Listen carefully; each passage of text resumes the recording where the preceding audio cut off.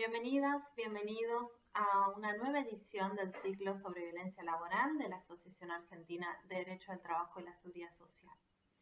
Mi nombre es Julieta Robato y los voy a estar acompañando en esta ocasión. En primer lugar, quiero agradecer al doctor Oscar Benítez, que es el coordinador del ciclo, por la invitación a participar de este encuentro, que es el tercer encuentro del ciclo. En el primer encuentro estudiamos algunos aspectos generales y conceptos básicos acerca de qué es la violencia laboral. En el segundo encuentro nos embarcamos en un viaje hacia el núcleo duro de la normativa internacional en la materia, específicamente el flamante convenio 190 de la OIT. Y en esta ocasión nos toca reflexionar sobre los vínculos entre, por un lado, la violencia laboral y por otro lado, la igualdad y no discriminación. En ese sentido, este análisis lo vamos a efectuar desde una perspectiva de género, dado que en gran medida los avances en materia de violencia en el derecho han estado signados por los aportes de los estudios de género. Y la realidad es que es un tema muy complejo y muy extenso, con lo cual voy a tratar de ser lo más clara y sistemática posible. De igual manera, me gustaría destacar que muchas de las reflexiones que voy a compartir con ustedes en esta ocasión son producto de una línea de investigación que desarrollo en el seno de un equipo de investigación que está radicado en el Instituto Gioja de la Facultad de Derecho de la Universidad de Buenos Aires, bajo la dirección de las doctoras Leticia Vita y Laura Clérico. De esta forma, esta línea de investigación es una extensión de las líneas de investigación de estas consagradas juristas. Muy bien, los temas de discriminación y de violencia laboral se posicionan en el centro de las discusiones en torno a la exigibilidad de los derechos fundamentales en los ámbitos laborales. Y estas discusiones han tomado mayor protagonismo a partir de un proceso que se ha denominado como constitucionalización del derecho del trabajo. Si bien este proceso de constitucionalización no es propio de nuestra rama jurídica, dado que se constata en otros ámbitos del derecho, como por ejemplo el derecho civil, en nuestra disciplina adquiere ciertas aristas específicas, dado que exalta, que potencia algunas características fundacionales del derecho laboral, como lo son, por ejemplo, la dimensión internacional y, por otro lado, el establecimiento de niveles mínimos de protección. Este proceso de constitucionalización del derecho del trabajo se produce en un triple movimiento. Por un lado, los principios de la rama jurídica específica se materializan en la Constitución, es decir, si pensamos en términos de estructura normativa, sería un movimiento de abajo hacia arriba. Por otro lado, los derechos fundamentales no laborales impregnan la regulación específica, es decir, un movimiento de arriba hacia abajo.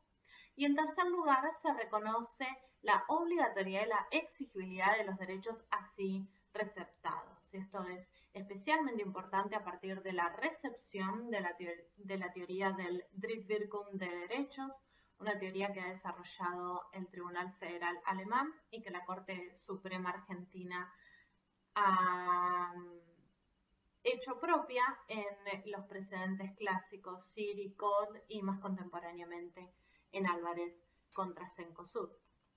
Entonces, las discusiones en torno a los cambios en la cláusula de igualdad y la no discriminación y la violencia laboral se insertan en el marco de estas discusiones teóricas. Ahora bien, en el derecho internacional de los derechos humanos, la violencia es considerada como una forma extrema de discriminación. Y esto lo vemos en el marco del Sistema Universal de Derechos Humanos, específicamente en la Convención sobre la Eliminación de todas las formas de discriminación contra la mujer, en su artículo primero, donde establece una definición de discriminación que debe ser leída a la luz de las recomendaciones del Comité de CEDAW que determinan las condiciones de vigencia del tratado. Y la recomendación número 19 del Comité de la CEDAW establece que en la definición de discriminación del artículo primero se incluye la violencia basada en el sexo, es decir, la violencia dirigida contra la mujer porque es mujer o que la afecta en forma desproporcionada. Esta recomendación fue actualizada por su homóloga, la Recomendación General número 35, adoptada en el 2017, ocasión en la cual el Comité CEDAW ratificó esta doctrina. Luego, en el ámbito regional de derechos humanos, en el sistema interamericano, el artículo 6 de la Convención Belém do Pará establece que el derecho de toda mujer a una vida libre de violencia incluye el derecho a ser libre de toda forma de discriminación. La pregunta que queda remanente es ¿qué pasa en el ámbito de la OIT? Y efectivamente, en el ámbito de la Organización Internacional del Trabajo también se ha reconocido esta relación estrecha entre violencia y discriminación, especialmente en un documento que la Oficina Internacional del Trabajo elaboró para servir de base a las discusiones que se suscitaron en el marco de la reunión de expertos y expertas que establecieron algunas conclusiones para la elaboración del primer borrador del convenio 190 de cara a la primera vuelta de discusión que se realizó en la Conferencia Internacional del Trabajo del año 2018. Y allí la oficina estableció, y cito textual, a veces los hombres castigan a las mujeres no solo por entrar en sectores de trabajo tradicionalmente masculinos, sino también por retirarse de trabajos tradicionalmente femeninos y sobre todo de las tareas del hogar no remuneradas y de la prestación de cuidados en el hogar. En todas estas afirmaciones, en todas estas manifestaciones, lo que se pone en evidencia es las formas en las cuales las dinámicas de discriminación y las dinámicas de violencia se entrecruzan y que esas relaciones circulan en torno a 4 variables principales. Por un lado, las relaciones de poder basadas en el sistema sexo-género. Por otro lado, la exaltación de esas relaciones de poder en ámbitos jerárquicos como son los ámbitos laborales. En tercer lugar, las dinámicas de segregación de género que se presentan en los mercados laborales, especialmente la segregación horizontal y la segregación vertical. Y en cuarto lugar, las efectivas manifestaciones violentas, ¿no? las formas en las cuales se manifiesta efectivamente la violencia. Es así como vemos que para dotar de mayor densidad analítica a nuestros análisis y a nuestros abordajes de las situaciones de violencia laboral, es necesario que revisitemos la literatura constitucional y de derechos humanos sobre las mutaciones en las cláusulas de igualdad. En ese sentido, el título de esta ponencia es Las olas de la igualdad, cambios en la cláusula constitucional y vínculos con la violencia laboral. Y me parece especialmente interesante pensar en términos de olas cuando estudiamos los cambios en la cláusula constitucional de igualdad, dado que en gran medida esos cambios han estado motorizados por las luchas de diversos movimientos sociales para ser reconocidos como sujetos con ciudadanía plena para el ejercicio efectivo de derechos. En ese sentido, el concepto de olas es utilizado por el movimiento feminista para narrar la evolución en los reclamos del movimiento, pero también por cierta teoría social contemporánea, como por ejemplo en los aportes de García Linera, donde el concepto de olas se utiliza para mostrar las formas en las cuales los procesos de cambio social se encuentran traccionados por las luchas de los movimientos sociales. Entonces, resignificar esta noción de olas y utilizarlas en esta ocasión para presentar los diferentes cambios en la cláusula constitucional de igualdad y su impacto en el derecho laboral, nos sirve para tener presente que, aunque yo voy a presentar las diferentes etapas en una forma lineal, estas etapas distan de ser autosuficientes o monolíticas, sino que muy por el contrario presentan una heterogeneidad de sentidos que se vinculan justamente con todas estas luchas históricas.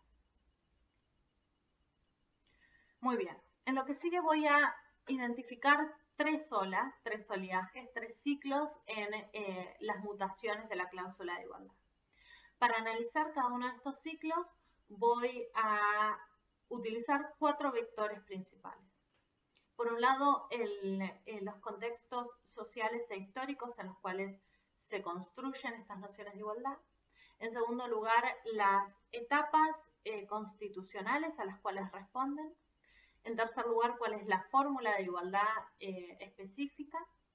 Y en cuarto lugar, cómo ha sido utilizada esa noción de igualdad por la Corte Suprema de Justicia de la Argentina en casos de discriminación laboral. La primera noción de igualdad es la igualdad formal.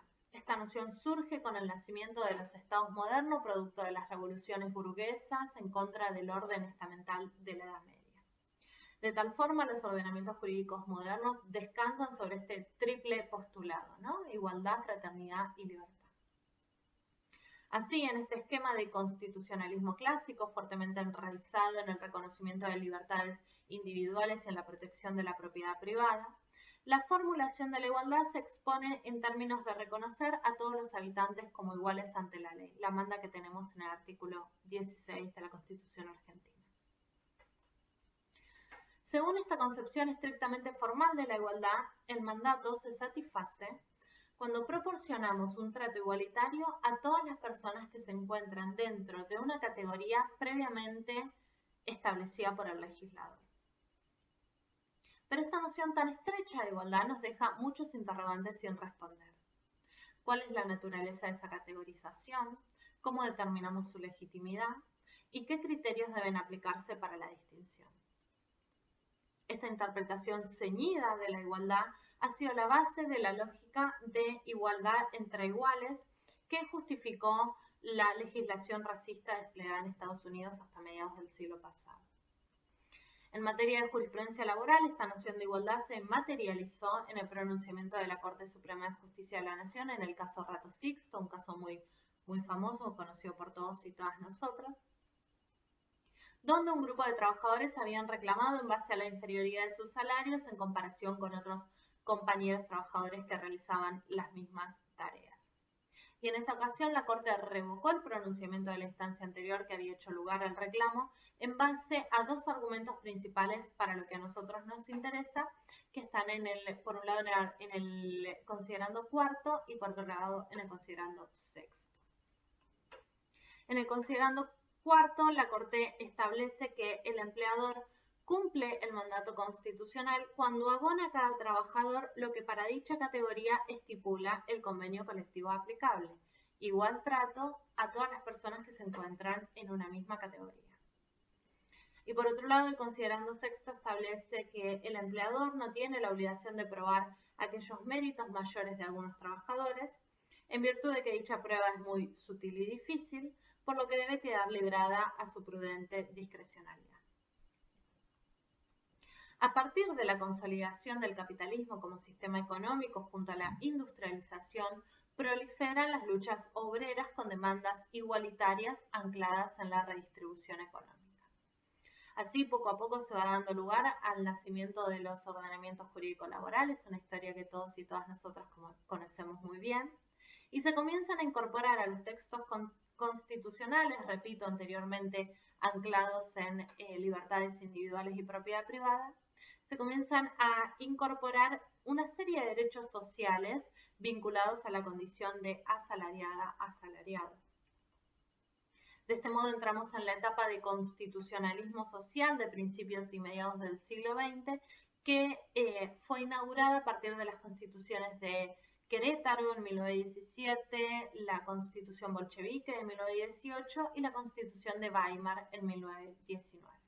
Este movimiento se ve reflejado en Argentina en la reforma constitucional de 1949, que luego fue derogada por el gobierno de facto en 1955, pero que actuó como la condición de posibilidad para la reforma constitucional de 1957 y específicamente para la incorporación del artículo 14 bis.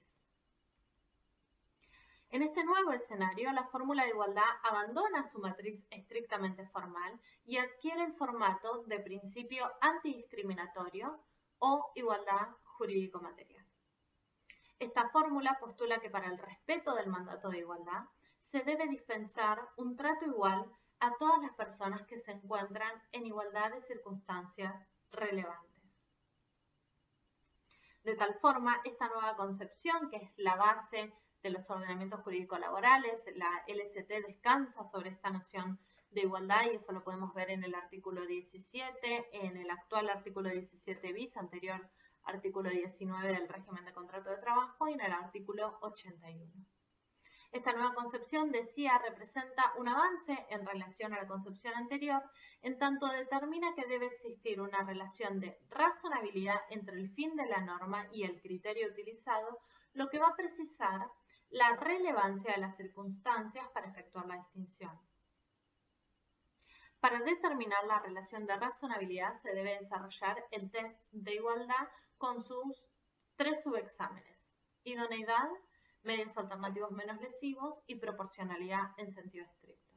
Y este test se debe realizar además en alguna de las 3 intensidades: escrutinio leve, escrutinio intermedio o escrutinio intenso. En la jurisprudencia laboral de la Corte Suprema, esta línea se encuentra trazada en sendos pronunciamientos, pero especialmente en el voto de Petraki Baqué en el precedente Fernández Estrella. Allí los magistrados sostuvieron que, y cito textual, sin establecer presunciones legales, el artículo 81 de la Ley de Contrato de Trabajo ha fijado con el carácter de obligación para el principal la igualdad de trato a sus dependientes en identidad de situaciones, igual trato en igualdad de circunstancias relevantes. Este estándar se proyectó en muchos pronunciamientos como Dardanelli de Cooper, Ursini, Pellejero, en Álvarez contra Cencosud y en Pellicori, aunque en estos últimos dos pronunciamientos presentan algunas características particulares sobre las que nos vamos a detener en un momento. Sin lugar a dudas, la igualdad en su vertiente antidiscriminatoria fue un insumo conceptual sumamente potente para desarticular algunas dinámicas de desigualdad social, específicamente aquellas vinculadas a la injusta redistribución de bienes económicos. Pero este postulado de igual trato ante igualdad de circunstancias relevantes carece de la capacidad explicativa necesaria para abordar situaciones en las que las diferencias entre las personas sí son importantes. Y esto es así ya que mantiene el patrón de comparabilidad en una noción clásica de sujeto de derecho que yace detrás de todo ordenamiento jurídico de raigambre liberal. Por ello, esta noción de igualdad parte de la base de que todas las personas estamos en igualdad de condiciones al inicio. Esto es lo que Roberto Saba denomina también el modelo individual de igualdad, es decir, un modelo que no alcanza a explicar dinámicas grupales de subordinación social. Es decir, no logra dar cuenta de las prácticas culturales, los procesos económicos sociales, los discursos y las instituciones a través de las cuales se construyen las situaciones de vulnerabilidad en la cual son posicionados ciertos grupos sociales. Para dar respuesta a todos estos interrogantes, la literatura constitucional y de derechos humanos avanzó hacia nociones más robustas de igualdad, nociones estructurales de igualdad. Para Saba, la igualdad como no sometimiento, y para Clérico y Aldao, la igualdad integral o igualdad como no dominación. Desde esta perspectiva, el examen funcional de razonabilidad se tiene que complementar con el análisis de las tramas históricas y sociales articuladas de modo de reproducir estructuras asimétricas de poder entre las personas. Se trata de incorporar al test de igualdad el dato sociológico. Esta concepción se enmarca en el periodo constitucional inaugurado por la reforma de 1994, en la cual se incorporaron al texto constitucional diversas cláusulas que robustecieron la noción de igualdad, pero especialmente los tratados internacionales de derechos humanos en el 75, inciso 22, y el reconocimiento de jerarquía supralegal para el resto de los instrumentos internacionales. Además, estas disposiciones se ven potenciadas por el reconocimiento que hace el artículo 75, inciso 23, de la situación fáctica de desigualdad social en la que se encuentran ciertos grupos, entre ellos las mujeres, que implica reconocer que el modelo individual de la igualdad no ha dado respuestas satisfactorias a la exclusión sistemática del ejercicio efectivo de derechos por parte de ciertos grupos.